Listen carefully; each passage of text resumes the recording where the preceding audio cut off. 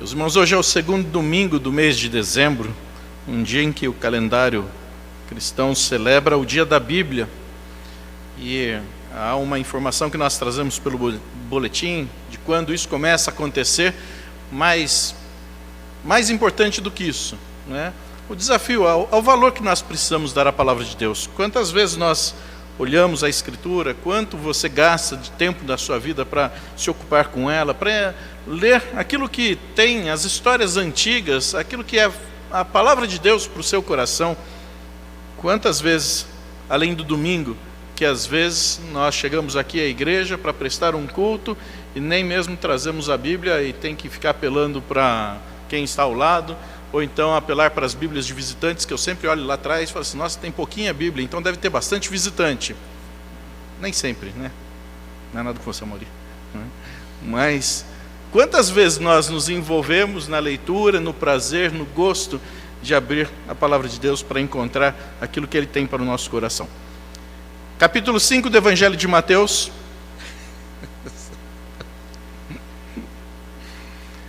Nós temos acompanhado aí o Sermão da Montanha de Jesus, e hoje também um outro momento especial do culto, quando nós consagramos a vida de irmãos e irmãs que pela sua profissão de fé, outros também pelo batismo, assumem um compromisso sério com o Senhor Jesus, para serem de fato discípulos de Jesus.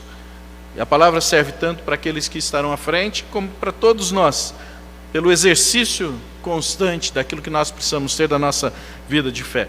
Capítulo 5, a partir do versículo de número 43. Eu quero convidar para que ainda mais uma vez, em pé, você acompanhe a leitura da Escritura e fala sobre o amor ao próximo. E é o que nós vamos ler, encerrando este capítulo e brevemente pensarmos sobre aquilo que então a Escritura diz.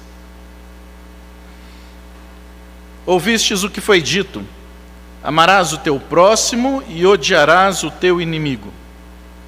Eu, porém, vos digo: amai os vossos inimigos, orai pelos que vos perseguem, para que vos torneis filhos do vosso Pai Celeste, porque Ele faz nascer o seu sol sobre maus e bons, e vir chuvas sobre justos e injustos.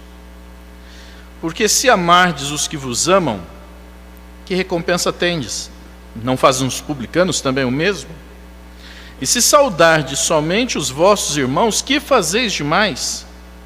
Não fazem os gentios também o mesmo? Portanto, sede vós perfeitos, como perfeito é o vosso Pai Celeste. Que Ele nos ajude a compreender a sua palavra e desafie o nosso coração a cumpri-la nessa hora. É a nossa oração. Amém.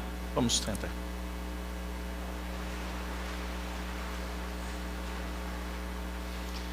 Mais uma vez, Jesus coloca aqui a situação, trazendo uma referência antiga, dos escritos antigos ou dos antepassados judeus, na qual ele recupera algumas das suas tradições, das suas leis, e não somente faz com que os seus ouvintes, aqueles que estão ali assentados no monte para ouvir da sua mensagem, e nós começamos o estudo deste capítulo 5 do Sermão da Montanha, destacando o fato de que Jesus chama a atenção dos discípulos, ainda que houvesse uma multidão ali para ouvi-lo, mas a preocupação de Jesus é moldar o caráter, o coração daqueles que estariam ao seu lado sempre.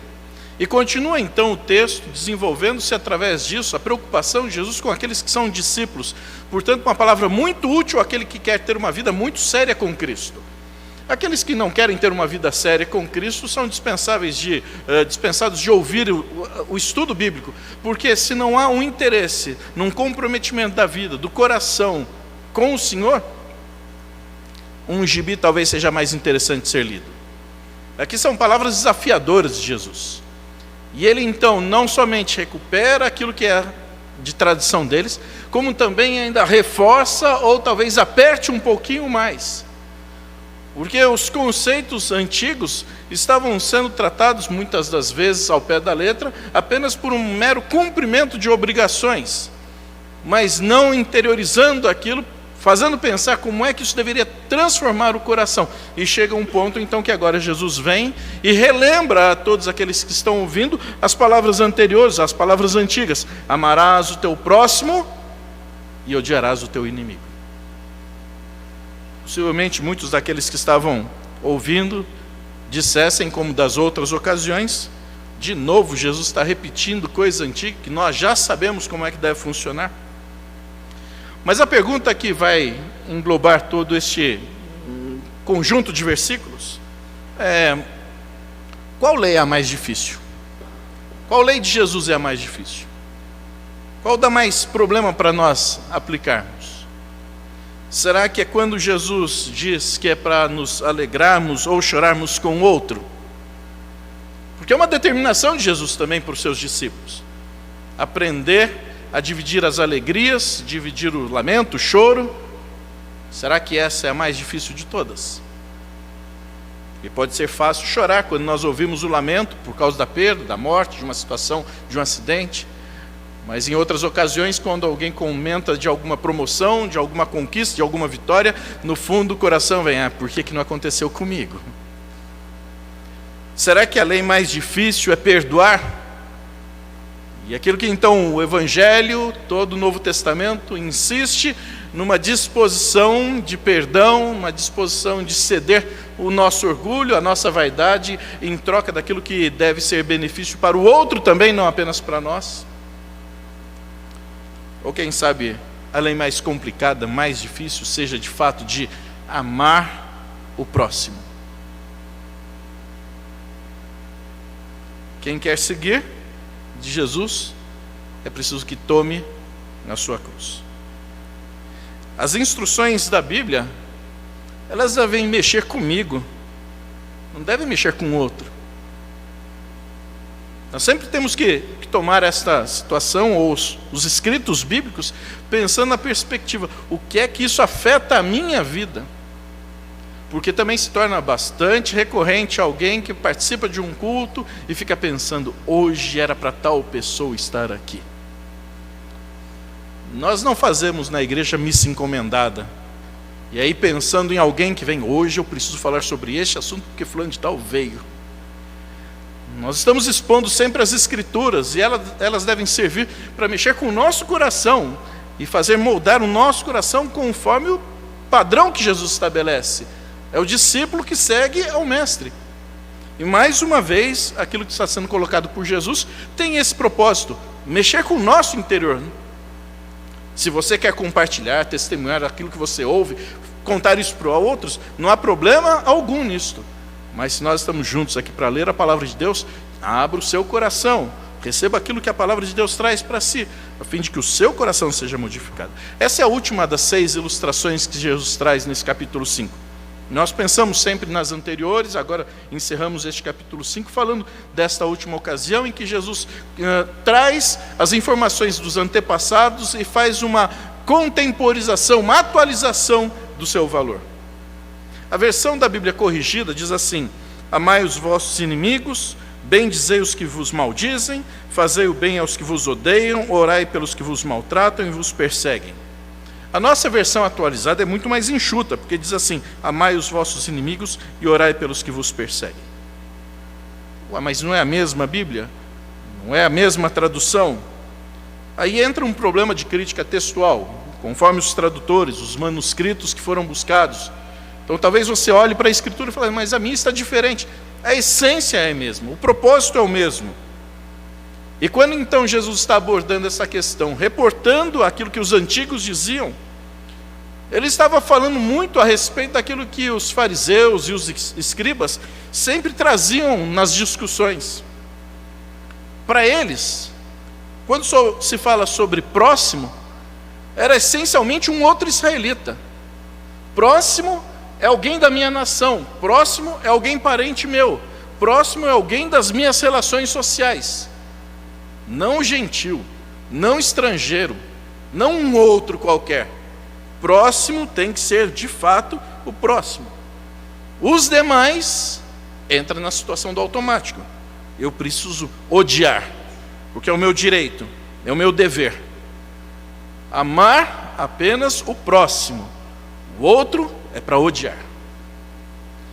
Basta que você veja a história, você acompanha a história do povo de Israel. Os judeus tratavam os seus inimigos como se fossem cães. Dá até a impressão que o DNA de todo o Oriente Médio é só formado de ódio e amargor. É rancor o tempo todo, é desejo de vingança. Ainda que nada tenha sido feito, eu já estou preparando a vingança daquilo que haverá de ser feito contra mim. Portanto, a conduta sempre é nesse sentido. Só que, de tanto se manifestar dessa maneira, os judeus começam a receber o tratamento igual. E os povos vizinhos começam a tratá-los também como sendo cães. O objetivo do seu ódio, do seu amargor, do seu rancor, da sua vingança. E sempre um fica esperando quando que o outro haverá de rebater a bolinha como se fosse uma partida de tênis. Agora é minha vez de tentar acabar com você. Agora é minha vez de tentar acabar com você. E aí volta para um lado e volta para o outro. Esse era o propósito.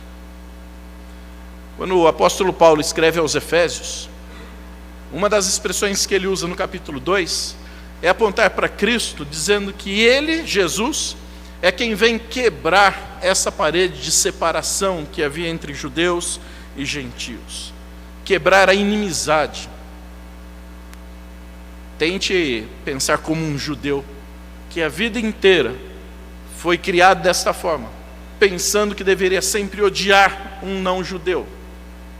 E agora vem Jesus para dizer, olha, essa parede precisa ser quebrada. Nós precisamos construir mais pontes ao invés de muros. Nós precisamos ser acessíveis. Isso é a disposição do discípulo.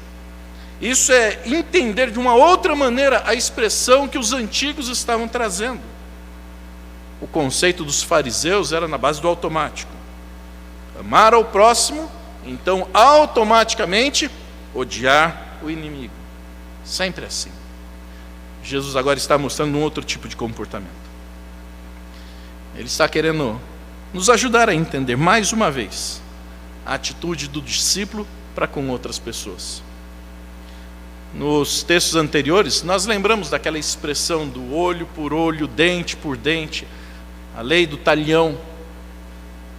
Era aquela situação, a oportunidade que Jesus estava fazendo refletir da reconciliação, do entendimento, do diálogo sendo feito. Agora ele mostra que não apenas o diálogo pode acontecer, como também uma disposição de amor positivo pelo inimigo. Mas como fazer isso entender? A primeira situação, era preciso ver o inimigo como próximo. Veja o versículo 48 do texto que nós lemos. Ele vai afirmar, portanto, e é uma ideia conclusiva, é o fechamento do texto, é a ideia em que, depois de ter colocado tantas disposições novas para o discípulo, ele vai dizer, sede vós perfeitos. Que desafio, que desafio. Mas certamente muitos haverão de chegar diante de Deus, mas o Senhor sabe que eu sou humano, o Senhor sabe que eu sou pecador, o Senhor sabe que eu nunca vou conseguir chegar à perfeição, como diz o texto, como é perfeito o vosso Pai Celeste. Mas Jesus põe o desafio na nossa frente. Jesus põe o desafio à nossa frente. E às vezes, para compreender essa ideia, nós precisamos ser levados lá na infância, para ter a ideia entendida. Quem não conhece o pé de pano? Aquele cavalo do Pica-Pau, em que ele colocava uma varinha de pesca com uma cenoura na frente, para o pé de pano ficar tentando alcançar aquela cenoura. A estratégia do Pica-Pau para fazer o pé de pano andar. Só que às vezes nós precisamos ser o pé de pano, porque se não é colocado um desafio diante de nós, nós não vamos sair mesmo do lugar. Mas aqui é um desafio grande, é o desafio da perfeição, muito além de uma cenoura pendurada na ponta de uma vara de pesca. Mas é o desafio do discípulo, é o desafio daquele que quer realmente ter uma vida comprometida com Jesus. É assim que Deus quer que nós nos comportemos. A maneira de tratar os outros, E isso jamais vai depender da forma como os outros reagem a nós, porque deve partir do nosso coração para com eles. Um pouquinho antes, no versículo 45, ele ainda diz assim: para que vos torneis filhos do vosso Pai Celeste, porque Ele faz nascer o seu sol sobre maus e bons. Ele não está perguntando sobre quem você acha que eu devo fazer manifestar o sol no próximo dia. E aí nós dizemos, apenas para os discípulos, apenas para aqueles que seguem a Cristo. A chuva para justos e injustos. O desafio.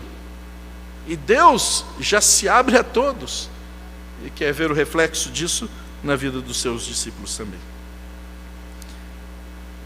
Isso vai além de nós. Funciona a despeito de nós.